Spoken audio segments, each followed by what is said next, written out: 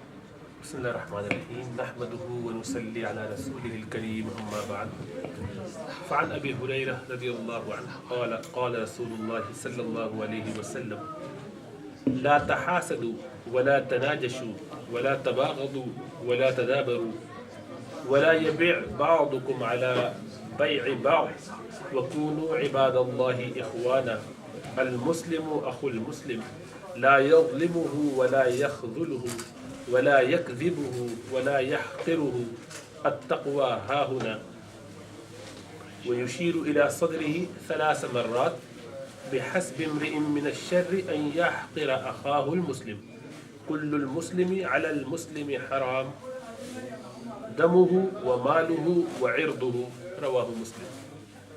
Abu Hurairah narrates that the Messenger of Allah ﷺ said, do not envy each other, do not bid against each other, do not hate each other, do not turn your backs on each other, and let none of you sell against the sale of another. Be, O slave of Allah, brothers. A Muslim is a brother of a Muslim. He does not wrong him, fail to assist him, lie to him, nor despise him. Taqwa is here, and he pointed to his breast, his chest 3 times. It is sufficient evil for a man that he should despise his brother who is a Muslim. All of the Muslim is sacred for a Muslim, his life, his property, and his honor. Imam Muslim narrated the hadith, and Imam Ahmad ibn Hanbal also narrated the hadith in his Musnad.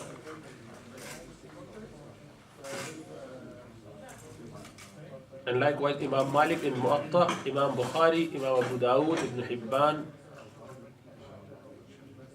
Tirmidhi, Humaydi, the teacher of Imam Bukhari. So they all narrated the hadith. So hadith is sahih and very beautiful hadith. All the hadith, the sayings of Rasulullah sallallahu alaihi wasallam are beautiful. This one is about ukhuwah, brotherhood among Muslims. How Muslims should behave to each other. What is the fabric that keeps the cement together? What is the cement that keeps the bricks together? So Rasulullah sallallahu alaihi wasallam in another hadith said a Muslim is like portion or part of a whole body. Where if one part is affected with the pain, is afflicted with the adversity, the other part, the whole body feels the pain and the headache. The headache and the fever is affecting everyone else. Likewise, it's like a brick. Part of that is affecting the other. Part of one portion, one area that supports and cements the other. So the cementing thing, the thing that is in between the two bricks is cement. What breaks it, that is what Rasulullah sallallahu alaihi wasallam is telling us. If we stay away from those things which would corrode the cement between the two bricks, our life would be a lot more easier. This is between the families and the true brothers. This is between other neighbors, relatives, community as a whole at large. Everyone as a ummah is a unit whereby one has a role where he is connected and affected vice versa with that, another Muslim. So we have got that affinity and aversion depending on how we utilize the advice of Rasulullah sallallahu alaihi wasallam. For positive, obviously it would just cement it even further. So if you go back to the time of Rasulullah sallallahu alaihi wasallam when he migrated to Medina, the brotherhood there was just so phenomenal that one feel that maybe it's all fiction. It doesn't sound right from our time. You can't expect people to be doing this. So much so, this Abdul Rahman ibn Auf, when he has this ukhuwah, this brotherhood with another Sahabi, he said to him, I have got this much business, half and half. You take this, I take this. I've got 2 houses, one for you, one for me. I've got 2 wives. I can divorce whichever you want for you. He was just on his own. Abdul Rahman, when he migrated, had nothing. He said, no, I don't need that. And I don't even need your wealth or anything. Just guide me to the marketplace. And he went out and he started his own business. MashaAllah, he was very, wealthy and he was a very successful businessman. But the huge concern for our Muslims was such that once Rasulullah sallallahu alaihi wasallam, when he managed to get rid of Banu Nadir, one of the 3 tribes of Jewish people who then betrayed the treaty, they broke the treaty one-sided, and they were asked then to leave the area. They had to just move out, and they did. So they left behind a lot of war booty, and this wasn't a war. There was no. It's called fay, amwalu fay. This is different than your war booty because no Muslim has done any activity there. There was no strife from the Muslims. So that particular piece of land or the booty, without any strife from Muslims, is the right of Allah and His Messenger. So Rasulullah sallallahu alaihi wasallam is called Amwali Fay, has complete control, and he is the sole in charge as Amir, or whoever is Amir afterward, that goes to Baitul Mal. And he can use and give it to whoever he wants. That is in Quran clearly. So Amwali Fay. He got this huge piece of land with all this stuff, and he spoke to the Sahaba, the Muhajirun and the Ansars together, and he kept two, Sa'ad bin Mu'adh and Asad bin Zurara and Sa'ad ibn Ubadah. These are the leaders of Aus, Khazraj and other tribes. He said, I have a plan. Now this is whatever is in the Baitul Mal. Muhajirun, they have migrated. They do not have their own houses. They are sharing your houses, which is your courtesy, which is very good. But if I distribute all this to all the people here, it would be that they would still be dependent on you. It would not be enough that they get a house on their own. My suggestion is one of the two. Either I distribute to everyone and then it will be fine, but no problem. Yet I don't think that would make them any independent as they are, now, any more independent than they are now. If you allow, O Ansar, the people of the Medina, I give this piece of land and distribute among Muhajirin only. So they get each enough piece that they can live on that, and part of that could be utilized for their farming or whatever, the cultivation. And inshallah ta'ala, that would in one way or the other, jazakallah, strengthen the community. People would have enough to go by on their own. They'd all be independent. And I'm asking this, he didn't say it, but that's what he means. The reason I'm asking, these are Muhajirun coming with me, you would think that maybe Shaitan gives this idea, he's supporting his own people, he's doing whatever. See, this is in a way, although it's not unjust, this is his right, he does whatever. But he wants to take everyone into confidence. And that's what he did. And the Sahaba, they said, Ya Rasulullah sallallahu alaihi wasallam, give us a few moments, let us discuss amongst ourselves. Off they went for a few minutes, and they came back and they said, Ya Rasulullah, I have got to suggest, we have got another plan. If you just allow us to say it, if that is acceptable. He said, please distribute everything to our Muhajir brothers. They have migrated for the sake of Islam and they have nothing. But we beg that let them all be staying in our own house. We don't want to lose them. They are the blessed, honored guest. We don't want to lose that sort of blessing that Allah has showered upon us through their coming into our houses. So please let them, and actually command them to stay with us, use that piece of land for business or for whatever, for the houses, but live with us.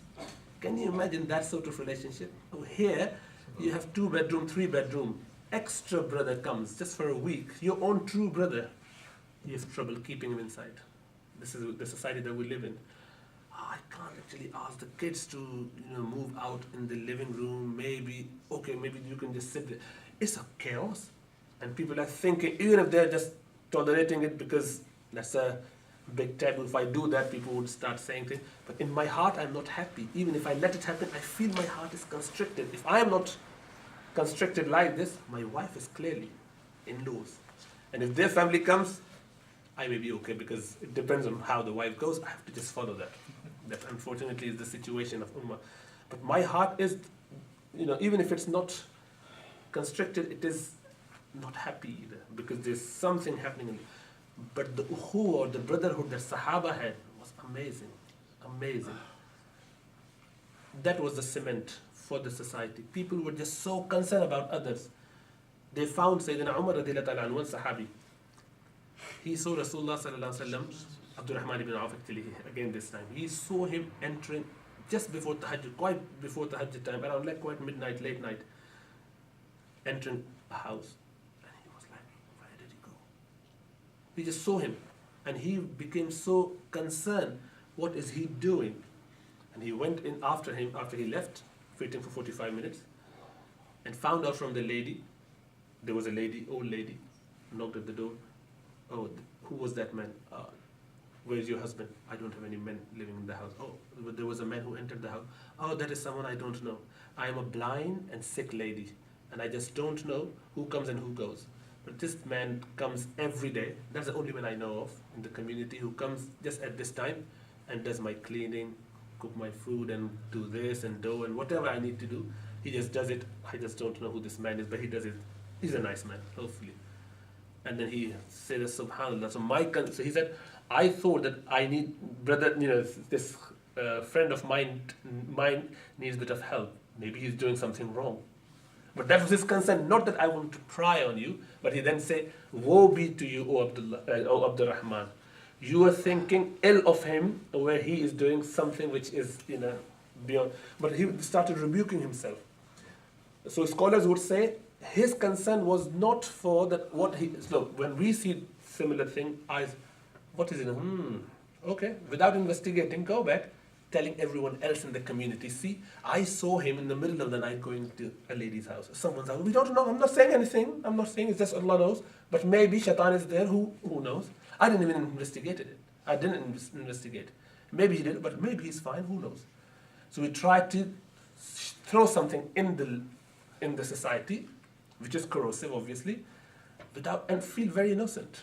And we think that we have said nothing. Oh, I don't know, I didn't say anything. If you say something, that's your problem. I didn't. No. I didn't mean that. I'm not questioning his integrity, but maybe I just. So we become very. So that's how Shaitan makes us do bad thing and feel good about ourselves. I'm doing something positive. Here they just had a clear idea. If I'm suspicious of something, I must go out and find out what's happening and clarify it. Not trying to help the brother. If he's in danger, he needs some help, I'm going to help him. It doesn't matter if it takes me 45 minutes waiting out while he comes and finishes his job. The concern the Sahaba had is amazing. And this is what the ukhuwa was. Quran says, إِنَّمَا الْمُؤْمِنُونَ إِخْوَةً.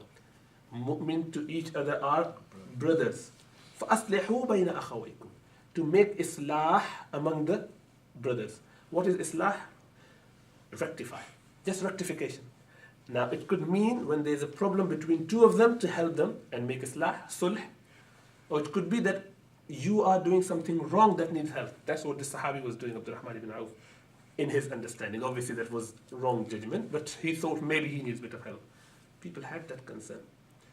You are in this trouble, I can help you with this. Not that I want to score a point. Not that I'm going to tell it to others and create something about you. A distrust or mistrust in the society about you.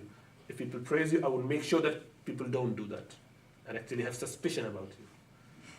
They had that sort of love. So Rasulullah sallallahu alaihi wasallam then, obviously, with all these teaching, that sort of society was built. He said, "La tahasadu." The problems start with hasad. Most of the time, I just see you. So we are all doing okay, living together, no trouble. All of a sudden, or slowly, I see one of you being, or we as a team see, one is actually doing extra. So we are all equal. How come his children, for example, are faring well than my children? They are doing better than mine. They are now more in their qualifications. So one of them is doctor, one is engineer. Mine are not doing it, just doing PA. Well, that's a job to do. Somehow he has got some extra edge. Okay, this one, his tajweed is getting better. We all spending time together, but he is going into deen bit more. He's much more religious. Why is that? I'm not putting that much. I'm not bothered about what I'm doing or not. Whether my son has the capacity or not.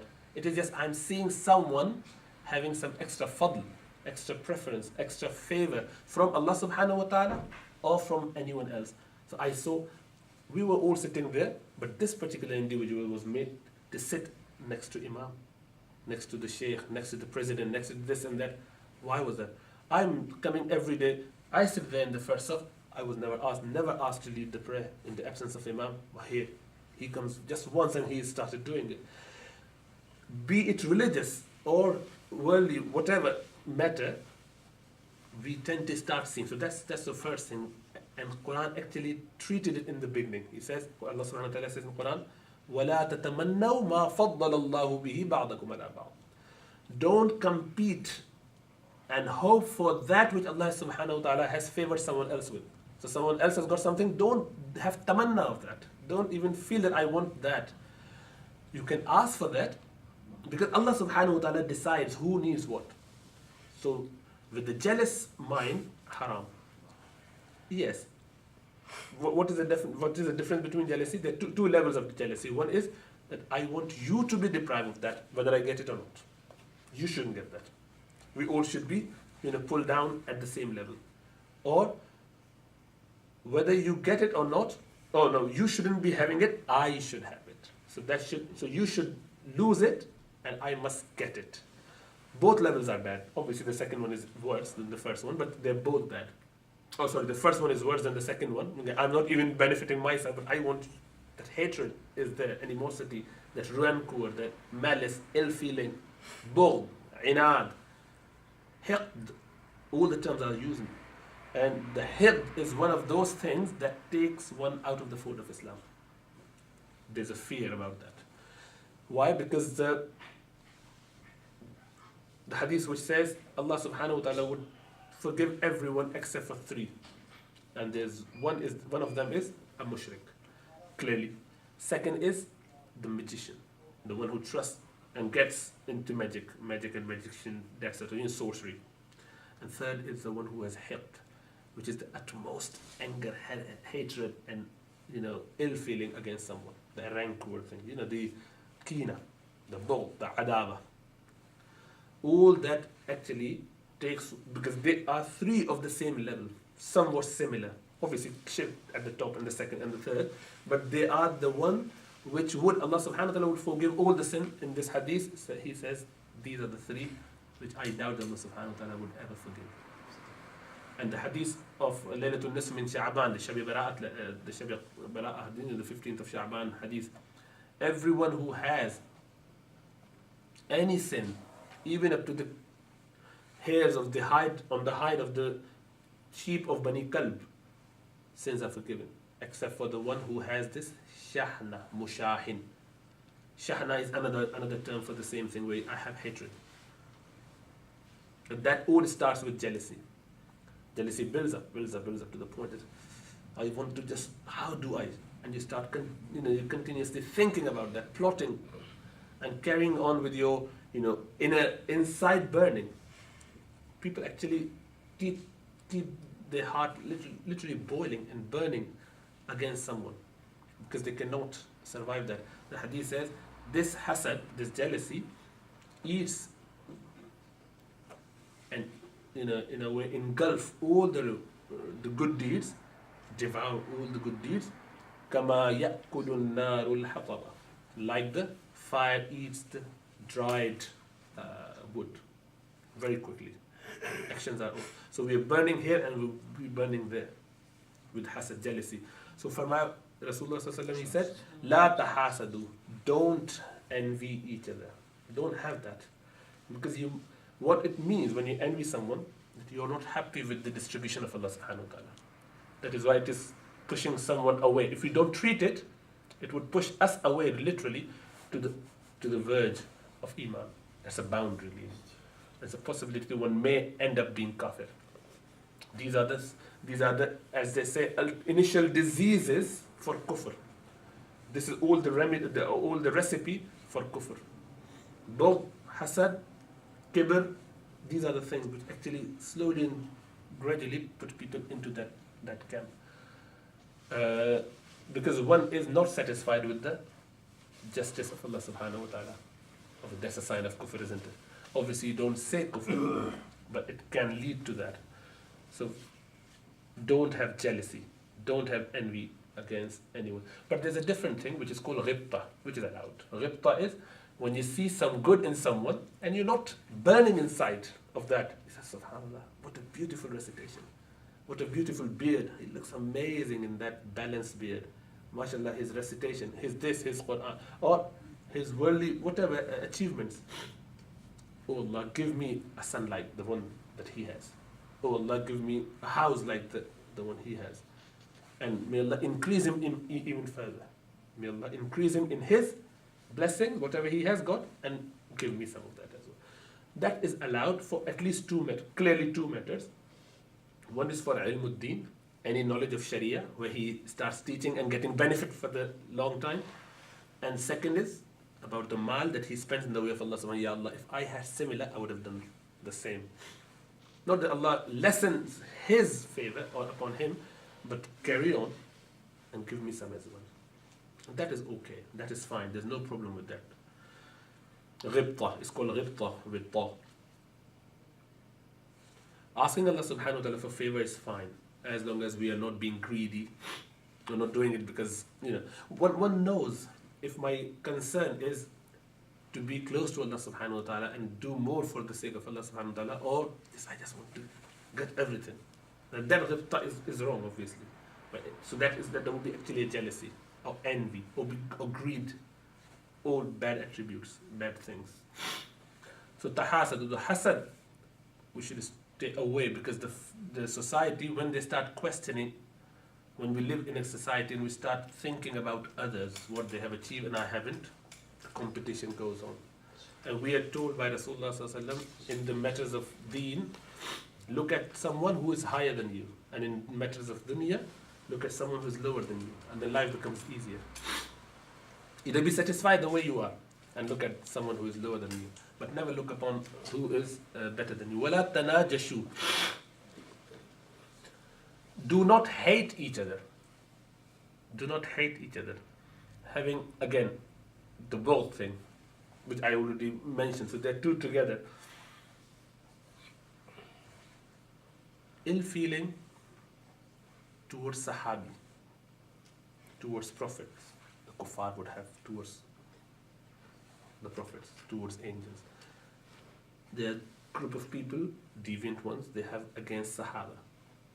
There are people who would have against ulama.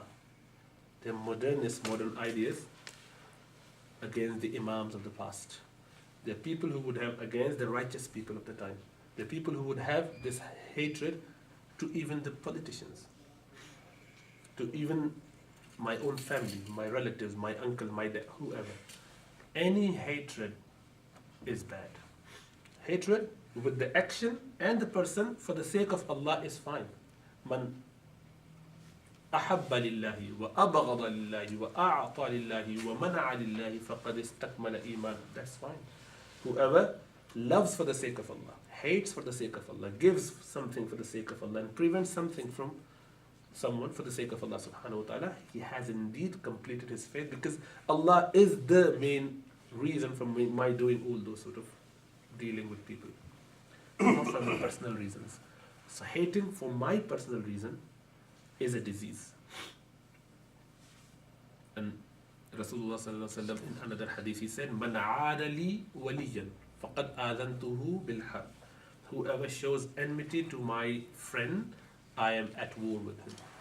Now there are only two things where war with Allah subhanahu wa ta'ala is mentioned. One is the famous Quranic ayah about فَإِن لَمْ تَفْعَلُوا فَأْذَنُوا بِحَرْبٍ مِّنَ اللَّهِ وَرَسُولِهِ. If you don't refrain from dealing in riba, usury, interest, then the command, get ready, prepare to fight off with Allah subhanahu wa ta'ala, to fight Allah subhanahu wa ta'ala, come at war with Allah subhanahu wa ta'ala. So Allah is commanding the person to fight Allah subhanahu wa ta'ala. That's one level. But there's a slightly different level, again with war. Here Allah subhanahu wa ta'ala says, whoever shows enmity, I am at war with him. And I just suggest that there is subtle difference between the two. When you or someone who is involved with usury comes and fight Allah subhanahu wa ta'ala, that is one level. Slightly higher level would be, they're both bad, is when Allah subhanahu wa ta'ala comes down with his arms, as if with his power and everything, to fight you off. But there are only two things, to my understanding or knowledge, that are mentioned in Quran and Hadith, where war with Allah subhanahu wa ta'ala. Now, who is the friend of Allah subhanahu wa ta'ala? Waliya yaliyu, the word wali is used. Waliya yaliyu means to come closer. Waliya, so you are closer to me than that brother and that brother. So whoever is that, so it's all relative. With this angle, if you keep this angle there, any believer is closer to Allah subhanahu wa ta'ala than any kafir. The best of the kafir is still outside of the boundary. And just next to him, inside the boundary though, is the believer who is the lowest level believer. Means that he has, in the eyes of Allah subhanahu wa ta'ala, he has got very little taqwa, in fact no taqwa maybe, just has his iman, that's it. But he is within the boundary, still closer relative to that non-believer. Now you start making that assumption and carry on, draw it further to Rasulullah sallallahu alaihi wasallam, who is close to Allah subhanahu wa ta'ala, like فَكَانَ قَابَ قَوْسَيْنِ أَوْ أَدْنَى, as close as the two bow lengths. Yes, so there's no, we don't know. That's just so close. And all the prophets after that, all the Sahaba, pious people of the time. So obviously, this is the line. 1,000, maybe million, or maybe billion stages or states or levels. How do you know that that person is not here somewhere? Whatever is your definition of friendship with Allah subhanahu wa ta'ala, even if it is that, oh, it has to be that I'm staying away from all the haram, I'm close to Allah subhanahu wa ta'ala in such a way that Allah is pleased with me, that person, how do you know about anyone else that he is or he isn't? So, in essence, for me, everyone other than myself is a friend of Allah subhanahu wa ta'ala. Because apparently it could be that I am seeing this man who is a Muslim, yet going against Sharia law in this matter. Drinking alcohol in front of me is clear-cut haram, shouldn't be doing it. Involved with something else which is clearly haram, telling lies and betraying and this and that, selling alcohol or whatever. Clear-cut haram he is involved with. I can see that. Yet, two things. Is it that that's the only thing he does? Maybe he does something. In that matter, I'm better than him because I'm not doing it. But maybe he does something else, which in the eyes of Allah subhanahu wa ta'ala is just so praiseworthy that Allah is happy with and pleased with him. Or, even if he is the wretched, the most wretched of all, in future, he would turn into a wali of Allah subhanahu wa ta'ala. Bishr al-Hafi was a very wretched, bad man in his time, before he became the saint, before he became the most pious one. To the point that Imam Ahmad ibn Hanbal rahimahullah would go to him, and people would say, why do you go to him when he only knows some ahadith? And some, by the way, in those days the standard was only maybe 40,000, 50,000 hadith, where you know a million. So why would you go to someone of that low understanding of Sharia and knowledge? So he's not a scholar of that caliber, and you have no time for us, or you have no time for that sheikh or this sheikh and this and that. You would rather spend more time with him. He said, because he knows what is in the books. The hadith, knowing hadith is one thing, understanding is it. So essence is with him. He has got the ma'rifah. He has got the connection with Allah subhanahu wa ta'ala. So I just go to him to learn that, or discuss that, or whatever. Now this is Imam Ahmad ibn Hanbal. So this man was a sinful man. Drinking, gambling, or whatever he could do, he was just involved with whatever sins he was involved with. One day he was coming out to go to his house from possibly a pub or something, somewhere. And in his drunkenness, he saw a piece of paper just flying here and there. He picked that up and he saw that there's Allah's name written there, a kalima or something. So he's, what sort of people are they? They left it like this? That's a bad thing. Allah's name shouldn't be thrown away like this. It shouldn't be like, running around here and there. It should be honored. This is what he thought, and he went to the nearest perfume shop, Aitar shop, bought some from Adhiram or whatever, and just perfumed this piece of paper, put it in his imama, and went to his house, again in whatever state, flat on his bed or whatever. In the morning, one of the great, scholar, imam and alim of the time came to knock his door in the morning and said, when he came out, he said, I dreamed that Allah subhanahu wa ta'ala commanded me in my dream to go and give you the glad tiding that Allah has accepted your good deed. Allah has accepted your good deed. He cried loud and he fainted. And he just resumed his consciousness a few minutes later. He said, I never thought that Allah could be that close. Allah is so eager. He's just watching me, what I was doing all my last night. I thought I'm so wretched that Allah was never pay attention to me. I was the most insignificant man in my own eyes.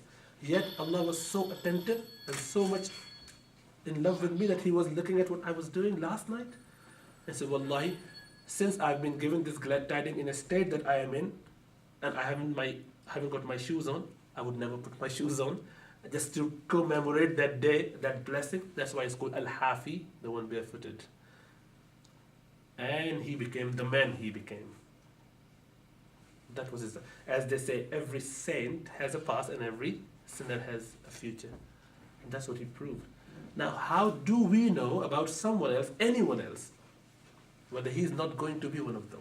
And I might have discussed this before, but I just reiterate that when in the Battle of Uhud, Khalid ibn Walid tackled Muslim badly. Do you think there was anyone who had damaged Islam and the reputation and who has caused so much pain to Muslim and Muslim society as a whole than Khalid? No one. Wallahi, no one. Perhaps not before and neither after that. 70 Sahaba got killed in one battlefield, in that battle where they were about to win it, and they have actually initially had the upper hand. And yet with Khalid's tactic, they managed to, outdo it. Rasulullah sallallahu alaihi wasallam himself got hit. He lost two of his blessed teeth, oozing blood from here and there. He then fell in that small, ditch that they dug for him and covered it from the top. He was wounded badly, Rasulullah sallallahu alaihi wasallam. And Hamza was one of those who got killed and shaheed. So this is the chaos caused by this man. But did Allah not know who Khalid is going to be? Did Allah not know where Khalid would be? Sayfun min suyufillah, the sword of the swords of Allah subhanahu wa ta'ala. A sword from the swords of Allah subhanahu wa ta'ala. Umar bin Khattab, when he took his sword out and drew it to say that I'm going to kill Rasulullah sallallahu alaihi wasallam, finish the chapter forever. What it's doing is splitting the families apart. When he went out to do that, who could be more wretched than that? Killing Rasulullah sallallahu alaihi wasallam. What could be worse than that? And yet, Allah knew what Umar is going to be, who he was, and who he will be. My judgment for you or your judgment for me or for anyone is completely irrelevant. We don't know. Number one, we don't know about our own self. Even if I am the most righteous man, am I going to stay like that? Would I die upon Iman? Am I going to save my faith? Would I be dying as a Muslim? Is a big question. The righteous people generally, if you read their story and their comments and their concern, they would say, when we came into Islam, when we came to practice, we were worried about sins. We started going away from major sins. And alhamdulillah, with the tawfiq and practice, we managed to get out of that. So there was no major sin. Then we started working on makruhat, the disliked matters. And mashallah, with time we managed to do that. Now we are on our deathbed, close to our death, very, quite late age, and been working for the last 50, 60 years. You know what do I fear? I fear my Iman. I'm not fearing sin because alhamdulillah I managed to get over that. But I fear for my Iman whether I would die as a believer or not. I would die as a believer or not. Imam Ahmad ibn Hanbal, when he was about to pass away, about to die, in the last moments, last days or whatever, people were saying, the family was saying, La ilaha illallah, say it, doing talqeen, just to make sure that, encouraging him to say kalima. He would say, La, la, la. Not now, or not, no, type words. And then he regained his consciousness. And the family was so distraught by that. His Amir and Imam Ahl Sunnah wal Jama'ah, and he is not even saying kalima in his last moment. And he said, when he regained his consciousness, oh father, what happened? The son said, he said, no, I wasn't saying anything to you. Shaitan came to me. And he said, Ahmad, I tried whole your life, to convince you, to take you, to make you swerve away from deen, to make you, commit some sins and this and that. Now you're dying and you're slipping from my hands. I was saying, no, not yet. No, not yet. Until I have my last breath, I'm still at the mercy of Allah subhanahu wa ta'ala. I cannot control my iman. I don't know whether I would die as a Muslim. Such is the concern of the pious people. Because we don't know where would we stand. How can I have hatred for someone who apparently is committing something wrong? Yes, that hatred for that sin is clear. We know that's haram. But again, we need to be very careful how we treat, how we then go out and, mock this man. We shouldn't be, should we? Rather, having concern for him, making dua for him, bringing them back to Islam, bringing them back to their, taqwa, their piety, their submission to Allah subhanahu wa ta'ala. وَلَا تَبَاغَضُوا, and don't be angry. A man came to Rasulullah sallallahu alaihi wasallam, Ya Rasulullah, give me one nasiha. He said, don't be angry. Second time, don't be angry. Ya Rasulullah, something else, don't be angry. He kept saying it. Rasulullah knew what he was saying, and obviously what he meant. He said, no, this is one such thing that you stay away. Not that don't be angry, but don't be overwhelmed by your anger. We all get angry. How we then manifest it? How then we come out? What is the physical signs of that anger in my heart? If it's there, Allah says, وَالْكَاظِمِينَ الْغَيْظِ, they control their anger. They control their anger. When haqq comes to them, they're quite happy. Imam Zainul Abidin, which one of the, he's a grandson of Sayyidina Ali, the son of Sayyidina Hussein. He had his slave helping him with the water. So like he's dropping that water, and he's doing wudu, and cold days, and a whole pitcher full of water. He started making wudu, and then there was a youngish slave, not very trained, without realizing, maybe doing that accidentally, he just overdid it. So a lot of water came, and he was just completely wet with that water, cold water, and he was about to go to do the talks, and clothes gone completely, because then it started splashing, and then the dirt and dust or whatever ruined everything. So there were some signs of anger on his face. As he was about to say something, the slave said, وَالْقَاظِمِينَ الْغَيْظِ mean the believers, the muttaqun are those who are looking for Jannah, are those who control their anger. And he said, I have controlled my anger. I'm not angry. Then he thought to himself, said, وَالْعَافِينَ عَنِ النَّاسِ. That's the next bit of the ayah. So he said, وَالْعَافِينَ عَنِ النَّاسِ. And they forgive people. Okay, عَفَوْتُ عَنْكَ. I have forgiven you. Don't worry, I've forgiven you. And he said, in his heart maybe, let us complete the ayah. He said, وَاللَّهُ يُحِبُّ الْمُحْسِنِينَ. And Allah loves those who do good deeds, even good. So he said, as he said that, Imam said, أَنْتَ حُرٌّ لِوَجْهِ اللَّهِ. You are free for the sake of Allah subhanahu wa ta'ala. So he made a mistake, made Imam angry, and yet got his freedom. Maybe he's very, very wise and a very smart man.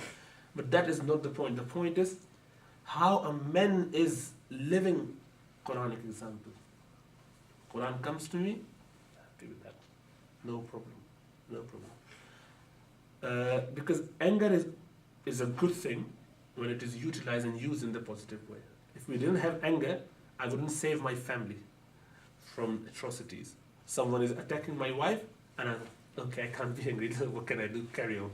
Obviously, I have to be angry too. If I don't have anger, I wouldn't correct the things. When I need to use my hand, I wouldn't use it. So Sharia doesn't say that don't do it. Do it, but in measured way, in proportionate way. That is what is appropriate for the situation and for. But the scholars would generally say, as Rasulullah ﷺ advised, the qadi should not make a judgment when he's angry, because then he can go here and there. Likewise, when we are angry, so even when you're trying to control your children, the idea is don't say or judge or come up with any suggestion at the time of your anger. Try to control it, and if you think that I must sort my son out, otherwise he would continue to do the same thing, don't do it then. At that moment, either you leave the room or let them go out of the way. And later on, think about that. Now, my anger was for this reason. Now, he is still doing what I asked him not to do. I need to just juggle. I need to weigh the pros and the cons. How do I tackle? What is the measured response to this particular problem? And do that. Sometimes it could be that you have to hit him, maybe. Not a small spank, just to make sure that he realizes it as a deterrent. Sometimes it is just, I need to just be, firm. Don't ever say, draw a line there. Or I might just ignore it with a simple thing. Only 4-year-old, 3-year-old. If he has broken this glass, what sort of mindset I am in out of my anger? Anger is natural, but I should control it. Does he know? Did he do it deliberately? Obviously not. He didn't know it. Even if he has done his third time, it is not a malicious act. It is just that he's a baby. And now I am trying to be baby by responding to him in bad way. So that sort of thing needs to be looked into. So don't be angry. Don't show anger. And likewise, don't have both. We have said sorry. وَلَا تَبَاغَضُوا وَلَا تَدَابَرُوا. And don't turn your backs away. Don't turn your backs away. Mean, someone needs some help from me. Sorry, I can't do that. And I can do it. But I don't want to do extra. My time finishes now. get out of the way. Or I'm not going to go extra mile to help you. We should try to do that. That is how the society works. It is not always like, army men. Imam has to be there 5 seconds before that. It beeps and everyone started standing up and waiting. Where's the Imam? See, he's always late. Crack on. No, concern for human, nature and human problems. These are all humanistic things. These things happen. Little late here and there, little bit. And to be honest, especially with Jama'ah, I just want to raise this point. I can, hand on heart say it, there's the few things that Ummah still got, which is our Jama'ah time, our Adhan time. I don't think any society, ever, anywhere in the world, can manage, because you can say, BBC has the time, or any radio has the time, clock on sharp every day without failing. Yes, but that's one individual or automatic computer system. Our Jama'ah, the prayer, worldwide, everywhere, that happens so, mashallah, punctually on time, a minute, 10 seconds here and there. No meeting in the world on a regular basis with that big congregation ever happened. So this is where Ummah should be. And the lines, our lines are the best lines ever. I don't think anyone can do that at the human level. Not talking about armies, obviously armies are trained to do that. Just as a normal individual, they come, they lead. So we are amazing from that angle. Alhamdulillah. So whatever is good, we should be just thinking about. So if someone moans about a minute, 30-second late Jama'ah start time, I think this is completely disease. This is a disease. Not appreciating what is good and not appreciating that there are human are to make those sort of mistakes. So we should be very, happy about whatever is the situation and lead it. I don't think there's ever a situation ever happened in any masjid that we're waiting 5 minutes and Imam hasn't turned up or no one is leading the prayer. We should be rather take that 30 seconds in remembrance of Allah subhanahu wa ta'ala. I've got the chance to be in the masjid for extra 5 minutes, extra 2 minutes. That's a good, I didn't want to, I didn't have to, but alhamdulillah it happens. So just take benefit from that. A believer would take benefit from whatever little he gets from here and there. So be thankful to Allah subhanahu wa ta'ala rather than being angry. So don't turn your backs away. And that's final thing is that, so if someone has already done a deal, don't make another deal to it. So I'm selling you £5. Oh, I can give you £5 for that. £1 extra. I say, oh, okay, I deal with you. Haram. Don't do that. Even if you think that that is worth £5, but I've already had a deal with you. Don't spoil that. You're not supposed to do that. Overbidding. Overbidding, or what do you call it? Something of that sort. Someone has bid and you're just going over that while it's finalized. And say, I can actually give it. Property market, they call it gazumping. Gazumping. Bad thing. So don't do that.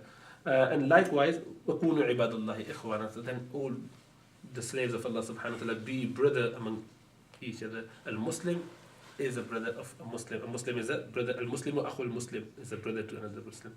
Obviously, you can then think about brother in today's term. Maybe it would be better to say friend, maybe, because we have more relation and connection with friends than our brothers, which is a bad thing. But ukhuwa, with that concept, when the people had that brotherhood among themselves, even those who were not known to them, not their family relatives, some completely different tribes, the Bilals and the Suhaibs of different land, not even Arabs, and they're just so beautifully connected to each other. And that sort of ukhuwa, Rasulullah sallallahu alaihi wasallam, he never oppresses him. وَلَا يَخْذُلُ, he never betrays him. Don't let him die. Let him, down. وَلَا يَكْذِبُهُ, doesn't, do the takzeeb. Yeah, takzeeb means to when you reject someone's idea, to say, no, you're wrong. It doesn't do that. Exactly. وَلَا يَحْقِرُهُ, doesn't belittle. So don't belittle. So believer doesn't belittle the other. Hiqara, tahqir of someone. And then he said, at-taqwa hahuna, the piety is here. And he pointed to his chest 3 times.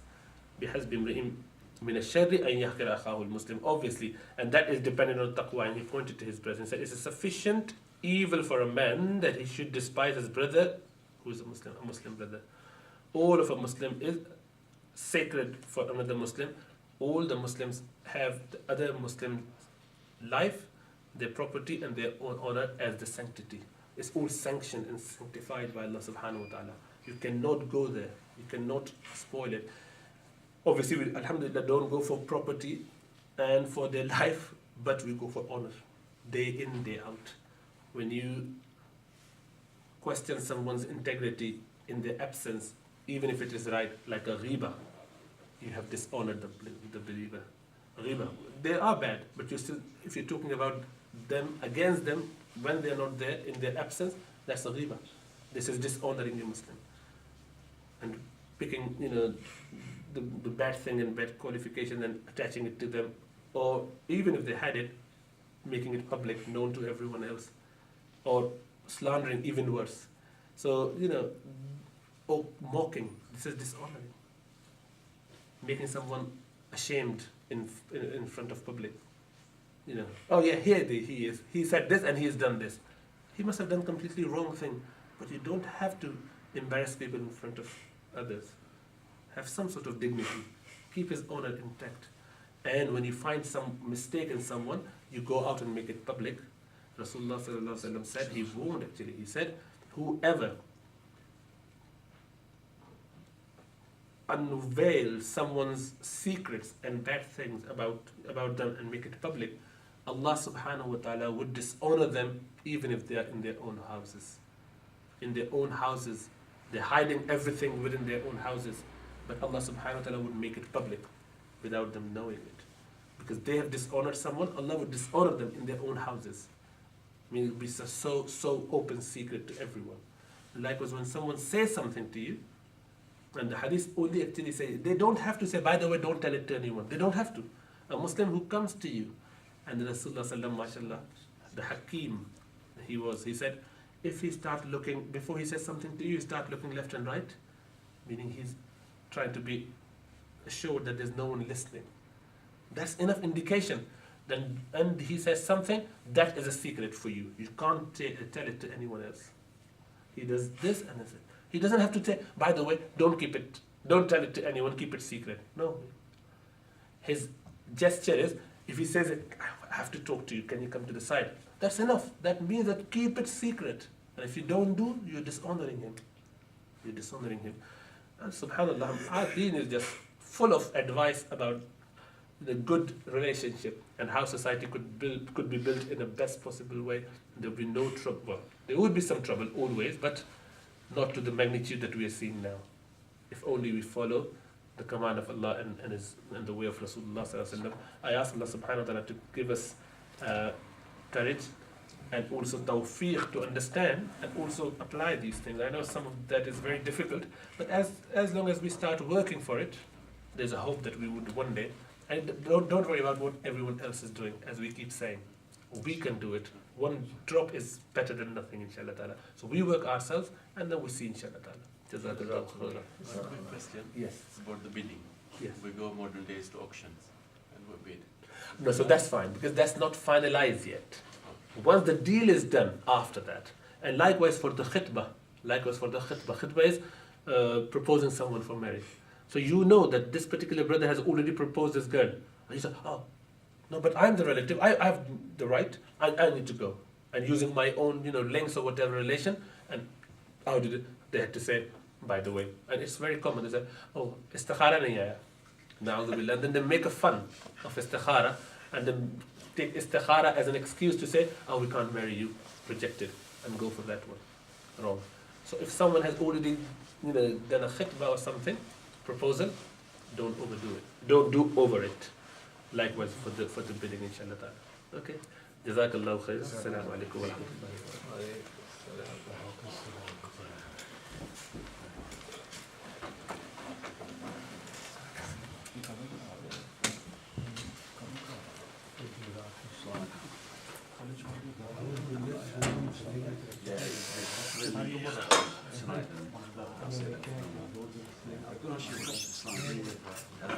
Wasn't he not saying This is the first story I got told. He picks up and then vomits it all over. It's happening. I'm ashamed to tell you this one.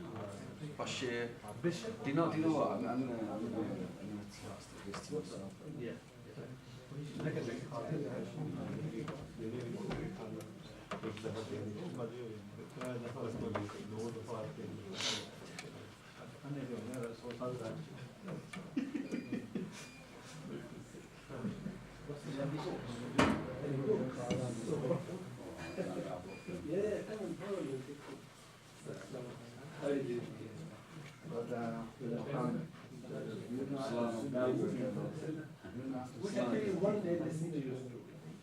Inshallah.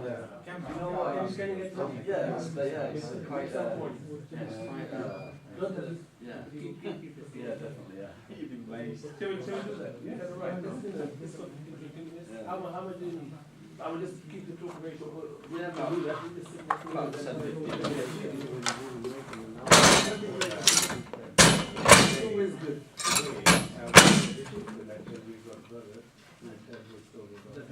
Let's do it next week. Can we do the next week? Yeah. Yeah, it's, from low to